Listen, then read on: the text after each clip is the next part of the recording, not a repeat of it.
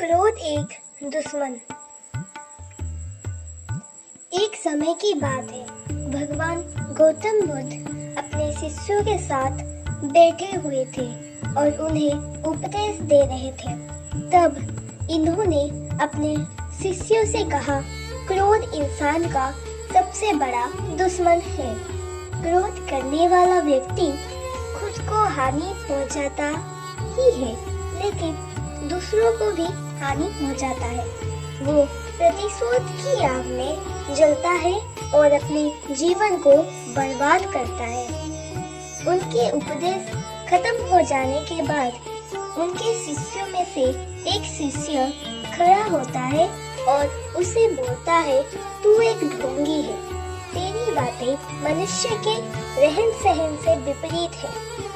तू जो भी कहता है उसे अपने जीवन में अनुसरण नहीं करता और दूसरों को ये सब करने कहता है।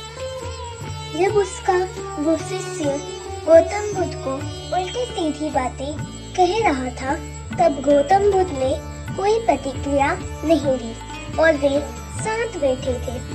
लेकिन ऐसे में वो व्यक्ति और भी ज्यादा गुस्सा हो गया और गुस्से में आकर उसने गौतम बुद्ध के मुंह पर थूक दिया। इसके बाद भी महात्मा गौतम बुद्ध को गुस्सा नहीं आया और वे शांत थे। इन्होंने अपने चेहरे से थूक को पोंछा और वो चुपचाप बैठ गए।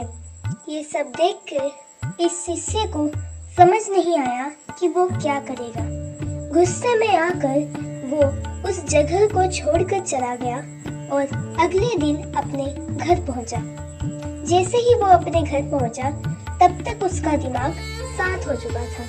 दिमाग के शांत होने ही उसे इस बात का एहसास हुआ कि उसने कितनी बड़ी गलती की है। उसे पाप हुआ है। वो खुद को मन ही मन कहने लगा, ये मैंने क्या कर दिया।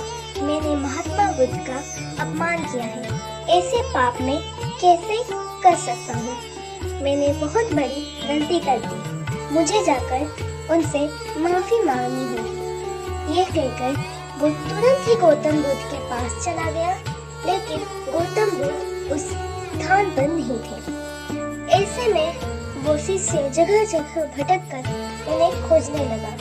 जैसे ही उसे महात्मा बुद्ध मिले तो वो उनके पैरों में गिर गया और वो उनसे कहने लगा, मुझे माफ कर दीजिए, मुझसे गलती हुई है। मैंने आपका अपमान किया है। मैंने ये बहुत बड़ा पाप किया है। ये सब देखकर गौतम बुद्ध ने उससे कहा, शांत हो जाओ। क्या बात है, मुझे बताओ, तुम कौन हो? गौतम बुद्ध के यह पूछने पर वो शिष्य चौंक गया। वो सोचने लगा कि महात्मा बुद्ध मुझे कैसे भूल सकते हैं। मैंने तो उनका अपमान किया था। ये सोचकर उसने महात्मा बुद्ध से पूछा, मैं वही शिष्य हूँ जिससे कल आपका अपमान किया था और आप इतनी जल्दी मुझे भूल गए। हमें कल की बात को कल में ही छोड़ देना चाहिए। वो अच्छा हो या बुरा, उसके बारे में बार बार विचार नहीं करने चाहिए। मैं बीती हुई बातों को पीछे छोड़कर आगे चलता हूँ और ऐसा ही हम सबको भी करना चाहिए। महात्मा बुद्ध ने इस शिष्य से कहा। महात्मा बुद्ध की ये बातें सुनकर वो शिष्य और भी ज्यादा प्रभावित हुआ और उनसे बोला, मैं आज से आपकी हर बात को माना करूँगा। इस कहानी से हमें ये भी सीख मिलती है कि बीती हुई बातों को हम भूलकर आगे बढ़ना चाहिए।